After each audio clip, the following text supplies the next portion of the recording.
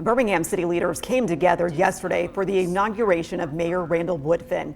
Woodfin enters a role that he's very familiar with. He has begun his third term as mayor of Birmingham. Yeah, that's after securing 75% of the vote in a crowded field of challengers, a resounding affirmation of his leadership.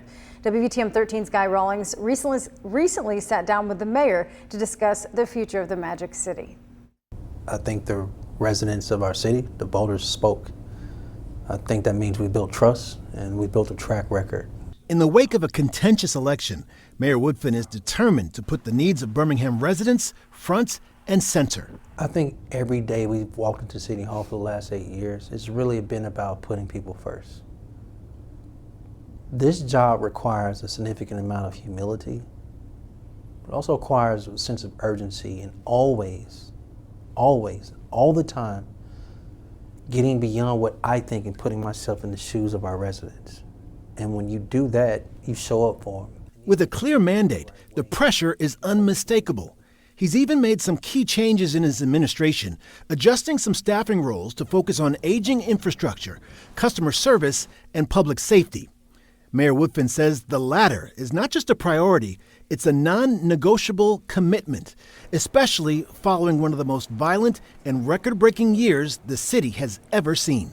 Although 2024 was a very hard year, you see tremendous progress in decreasing crime in 2025. Less violence, less gun violence, less homicides. Birmingham police officers are sending a very clear signal, detectives and all. If you shoot and kill, take away life in this community, you will be arrested. That 80% clearance rate is well above the national rate.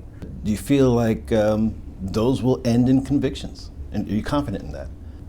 I am. Now, I know that there's always work and there's evidence to be gathered and there's a jury trial and we got to get there. That's a process and that's a journey and it's hard for families, but that's what they deserve. He says the Birmingham Police Department has hired 200 additional officers since January, with another class of recruits starting next month. But as the city continues to grapple with crime, Woodfin emphasizes community involvement as crucial to success. But we also got the public doing their part. Mothers and fathers who lead the village and how their child show up. What they walk out of the house in their book bag, what's coming back in their house, where their children are. This has been a very village approach in 2025. And if we keep that approach, we can be the safest city in America. Now Woodfin has his own village, a wife with 2 sons and a 15-month-old daughter. He says his new family certainly influences his new vision for the city. All the wraparound things we have to do for the whole of our child on the continuum from birth up into college, you will see me as mayor drive that agenda because that impacts every other quality of life aspect we want in the community. Public safety, infrastructure, housing, home ownership, jobs, job creation. I can go on and on. What we do for our children sets the tone for the movement of the city.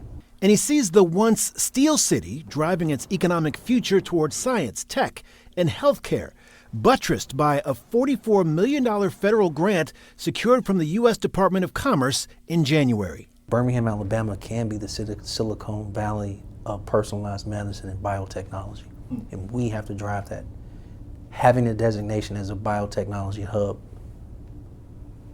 having the growth at Southern Research, and the growth of the genomics building, the Steislinger Genomics building at UAB.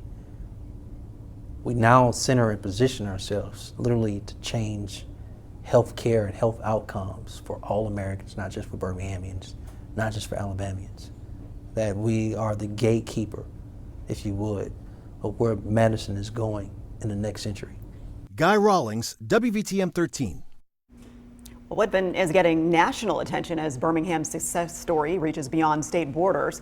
And while political offices open up on the state and the national level, Woodfin says his purpose is clear, that he is supposed to be the mayor of his hometown, and he's committed to improving his constituents' quality of life. His conversation with Guy went on for about 20 minutes, and you can see it in its entirety on our free WVTM 13 app.